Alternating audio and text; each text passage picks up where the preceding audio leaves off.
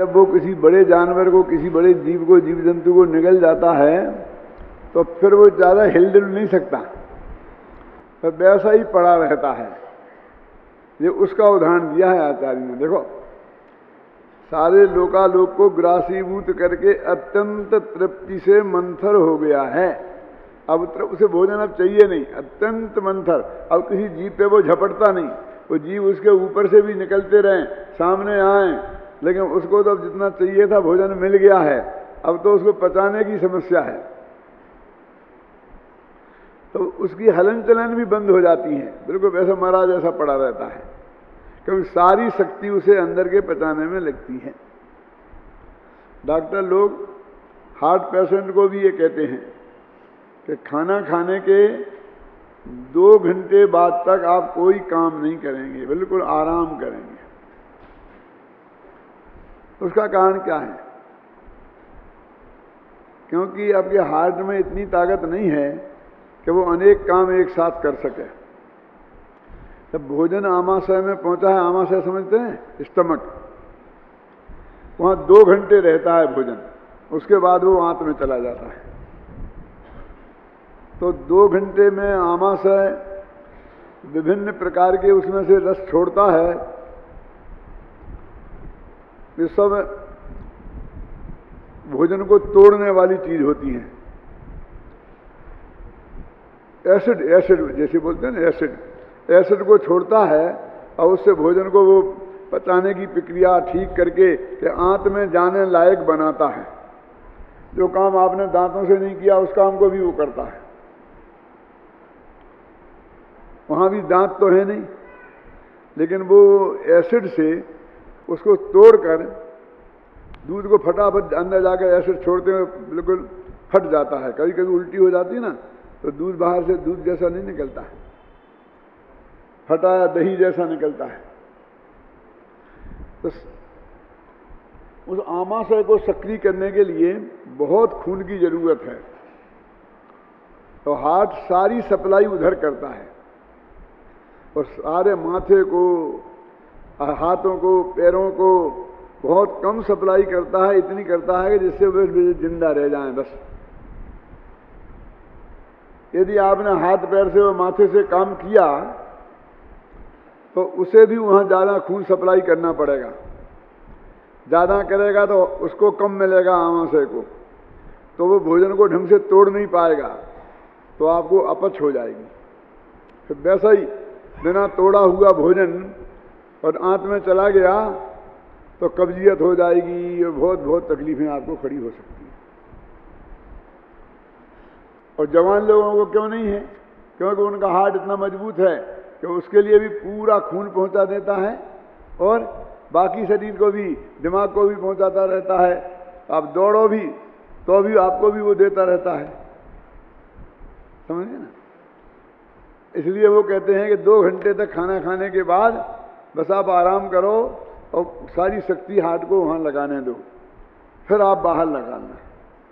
तो ऐसे ही वो भी बिल्कुल, क्योंकि सारी शक्ति उसके आमाशय में जा रही है, तो अत्यंत मंथर, मंथर का मतलब जिसे हिलना डुलना भी पसंद न है, मंथर गति से चले, समझे?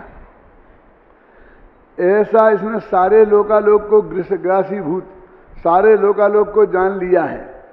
अब इसको कोई जानने का विकल्प भी क्या हो सकता है? कोई बाकी बचा ही नहीं। इसलिए वो अत्यंत मंथर होकर, अत्यंत तृप्त होकर, क्या लिखा, क्या लिखा है? ग्रासीभूत करके अत्यंत तृप्ति से मंथर हो गया है। तृप्त हो गया ना, इसको कोई वहां कर नहीं सकता, ऐसी बात नहीं है कि अब कुछ बचा ही नहीं ना, अब उसे कोई काम ही नहीं है ना। क्यों? अब क्या कर रहे साहब? आराम कर रहे हैं कि क्यों? क्या बात है? तबीयत तो ठीक है कि क्या करें? कोई काम नहीं है तो आराम नहीं करें तो क्या करें? अब उसे कुछ काम नहीं रहा, उपशांत हो गया है। जानने का जो विकल्प था वो समाप्त हो गया। वो एक ही वो ही था, और तो कुछ करता ही नहीं था। इस स्वपर को जानने का काम इसका है, और वो भी काम समाप्त हो गया, ख्याल में है ना, इसलिए खत्म हो गया। अत्यंत स्वरूप सौख्य से तृप्त होने के कारण बाहर निकलने को अनुद्यमी हो गया है। वो अजगर भी तृप्त हो गया ना, सुखी हो गया ना उसके हिसाब से, इसलिए अपने वो जहाँ पड़ा है वहाँ से कहीं जाने की इच्छा नहीं है। तो ऐसे इसे अनंत सुख की प्राप्ति वाला है ना, इसलिए उससे तृप्त हो जाने के कारण इसे अनुद्यमी हो गया। कोई उद्यम, कोई काम नहीं करना, कोई पुरुषार्थ नहीं करना। अतः कभी भी किंचित मात्र भी चलायमान नहीं होता, तो अपने में ही रहता है। और जीव से भिन्न अन्य द्रव्यों में नहीं पाए जाने के कारण, और अकेले जीव में ही पाया जाता है, और अपने ही जीव में अपना क्या कौन किसकी बात चल रही है? चेतना गुण। अपना चेतना गुण सिर्फ अपने में ही पाया जाता है,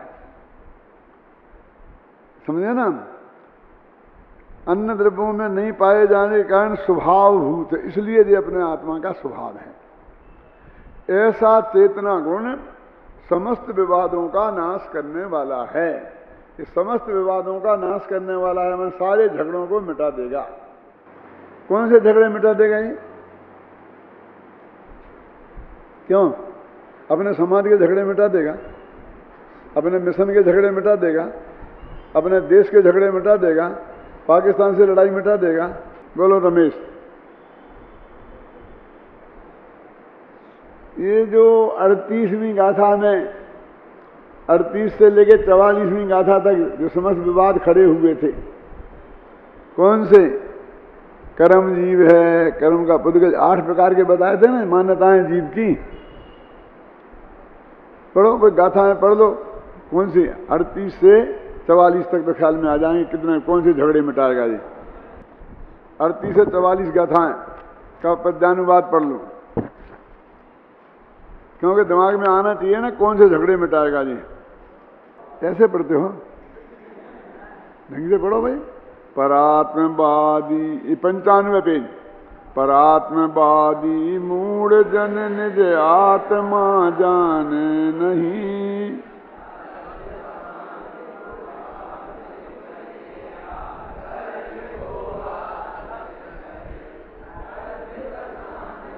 जो तीव्रता या मंदता वह जीव है।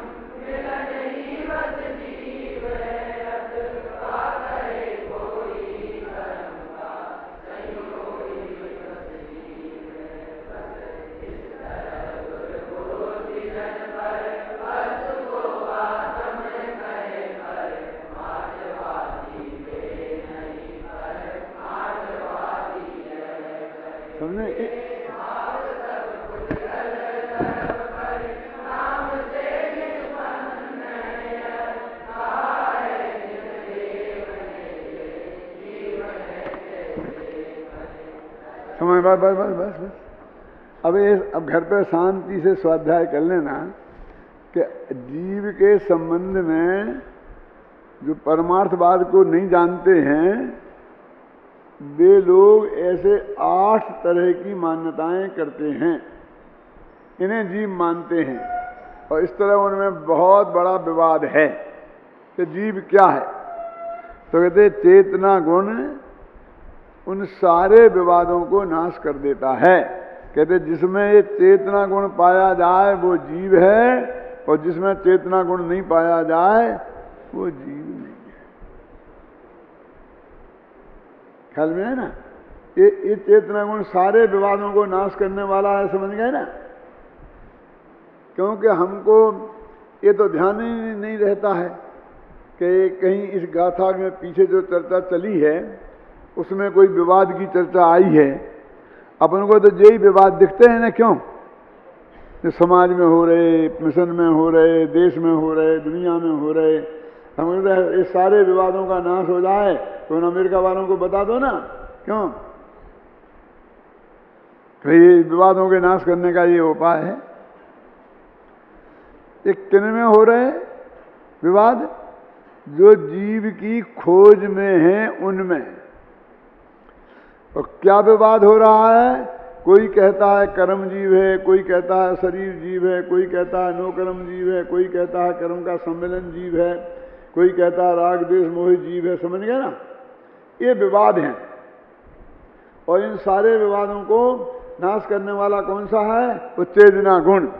तो चेतना गुण अतिव्याप्ति अव्याप्ति और असंभव दोष से रहित ये जीव का लक्षण है, इसलिए ये समस्त दोषों में विवादों को नाश करने वाला है। ऐसा मूर्छा जाता है कि इसमें क्या है, क्योंकि हमारी दृष्टि में ये कोई विवाद ही नहीं है, हमारी दृष्टि में ये कोई प्रॉब्लम ही नहीं है। क्यों, हमारी दृष्टि में ये कोई समस्या ही नहीं है जिसका हमें समाधान चाहिए हो। है? कि जीव क्या है, क्या जीव का वास्तविक स्वरूप क्या है, ये हमारे लिए कोई प्रॉब्लम नहीं है। आ जाए तो ठीक है, नहीं आ जाए तो ठीक है। हम आपका प्रवचन सुनते हैं तो 1 घंटा धर्म तो हो ही जाता है, नहीं आएगा समझ में तो नहीं आएगा, सब पुण्य तो बनेगा ही, कि पुण्य तो पूजा करने से ज़्यादा बनेगा। क्यों, उसमें जैसा उपयोग स्थिर नहीं हो पाता है जैसा इसमें होता है। कि क्या बात करते हो, वो भगवान की पूजा और ये तुम्हारी वाणी, भैया हमारी वाणी नहीं है, वो भगवान की पूजा और ये भगवान की वाणी। मैं तो कभी कभी कहता हूं कि एक कैवेंडर नाम की एक कंपनी है ना, जो सिगरेटें बनाती है। क्यों, अरबों सिगरेटें बनाती है और सारी दुनिया में बेचती है, लेकिन एक पान वाला उस सिगरेट को बेचता है, एक एक डिब्बी नहीं, एक एक सिगरेट डिब्बी खोल के पान खाने वाला आता है, कहता है एक पान देना और एक सिगरेट। क्यों, तो वो कितना छोटा आदमी है और वो कैवेंडर कंपनी वाला कितना बड़ा आदमी है ना। लेकिन वह कैवेंडर नाम की सिगरेट तो दोनों के पास एक ही है ना, दोनों सिगरेट के व्यापारी है ना, कैवेंडर सिगरेट के। क्यों, जो आपको वो सिगरेट मिल रही है वो उसी कंपनी की है ना।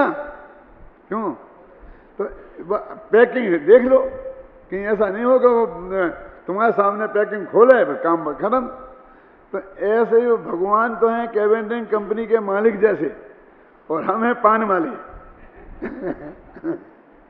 क्यों, समझ में आ रहा, लेकिन वो माल हम जो आपको दे रहे हैं वो ही माल है, उसमें कोई फर्क लंच मात्र भी नहीं है। लेकिन तुमको एक सिगरेट खरीदनी है, तुम्हारे पास सिर्फ 2 रुपया है बेटा, है? यहां से उसके गेट तक नहीं पहुंच पाओगे 2 रुपये में। तुम्हारे पास इतना पुण्य कहां है, होता तो हमारे पास आते काहे को, वहीं चले जाते ना। क्यों,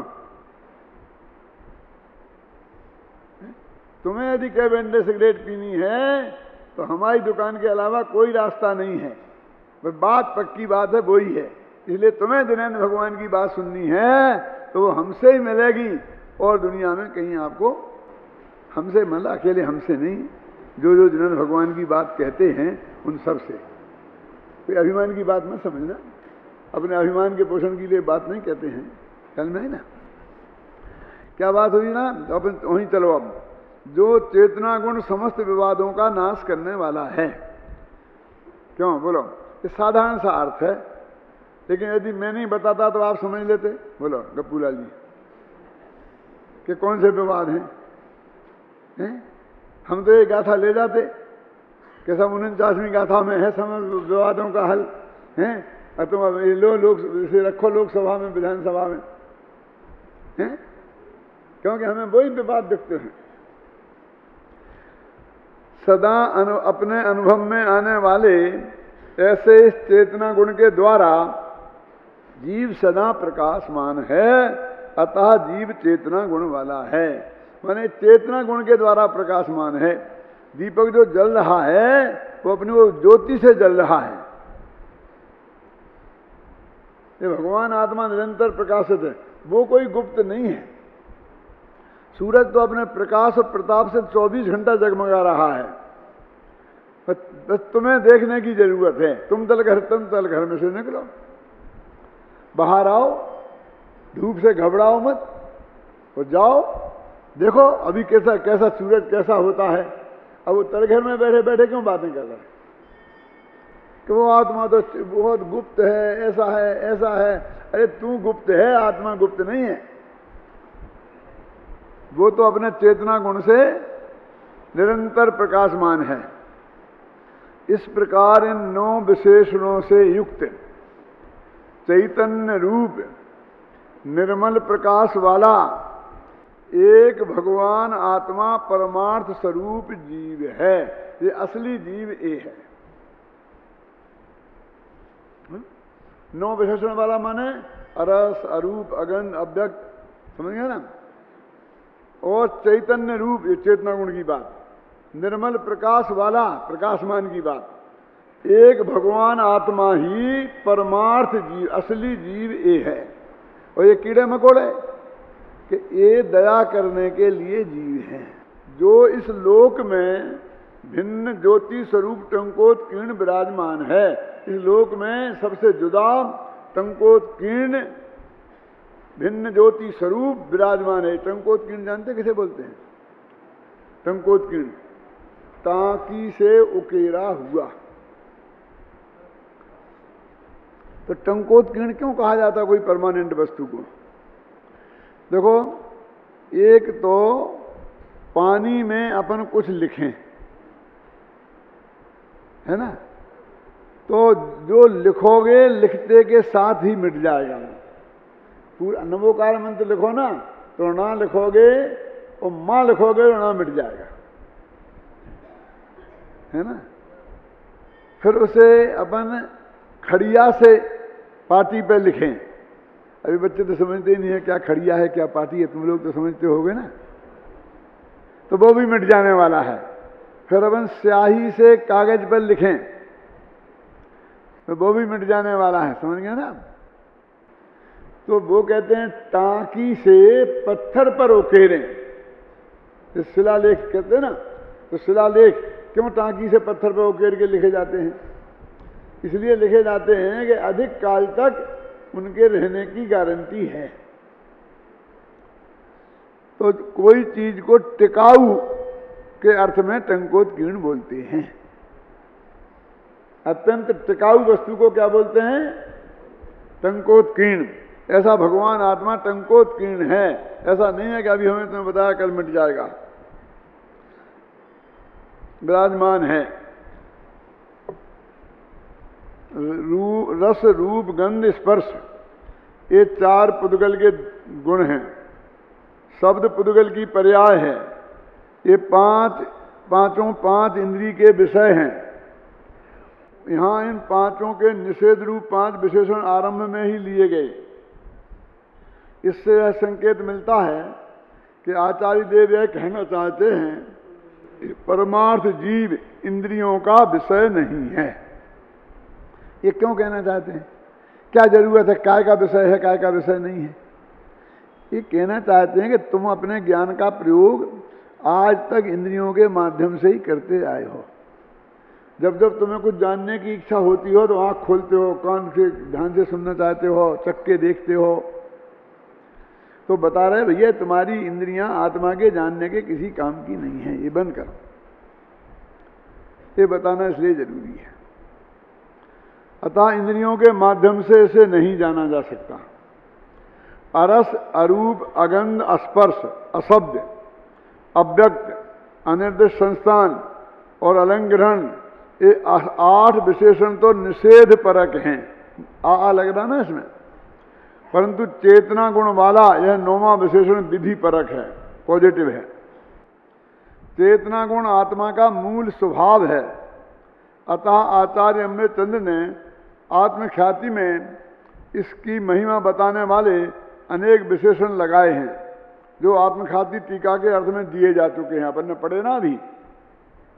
अतः उनके बारे में विशेष लिखने की आवश्यकता नहीं है। टीका के अंत में कहा गया है कि इन अर्षादि 9 विशेषणों से युक्त चैतन्य स्वरूप निर्मल प्रकाश वाला एक भगवान आत्मा ही परमात्म स्वरूप जीव है, जो इस लोक में पर से भिन्न ज्योति स्वरूप टंकोत्कीर्ण विराजमान है। तो ये इस गाथा का निष्कर्ष है, ये बताना इसका उद्देश्य है। 49वीं गाथा में कहे गए भगवान आत्मा के अनुभव की प्रेरणा देते हुए आचार्य अमृतचंद कलश रूप काव्य लिखते हैं, जिसका पद्यानुवाद इस प्रकार है कि कलश पढ़ो और पद्यानुवाद यहाँ स्पीकर पे आके पढ़ो, इसमें कम इसमें भी आ जाए वो। आओ, कौन पढ़ेगा? जल्दी आओ कि अच्छे गले वाला लड़का, इतनी देर मत लगाओ।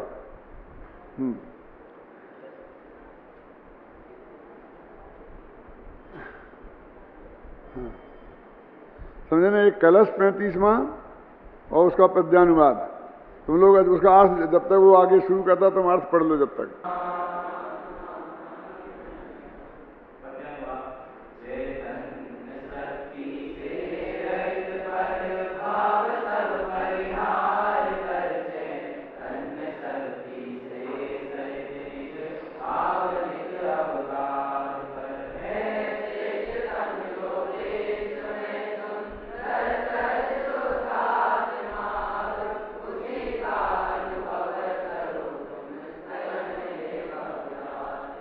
देखो, ये पद्यानुवाद आपने पढ़ा है, इसका अर्थ आपके इस ख्याल में एकदम आ गया होगा ना। और संस्कृत का पद्य भी पढ़ा था, सुना था, कुछ लगा था आइडिया? बिल्कुल नहीं। इसका गद्य भी पढ़ो तो भी उतना स्पष्ट नहीं होगा, और ग्रंथों में से पढ़ो तो भी नहीं होगा। लेकिन एक कलश में पद्यानुवाद में वो बात कितनी साफ आ गई है कि चैतन्य शक्ति से रहित प्रभाव सब परिहार कर। जिसमें चैतन्य शक्ति नहीं है, उन ऐसे प्रभाव और उन्हें छोड़ दो।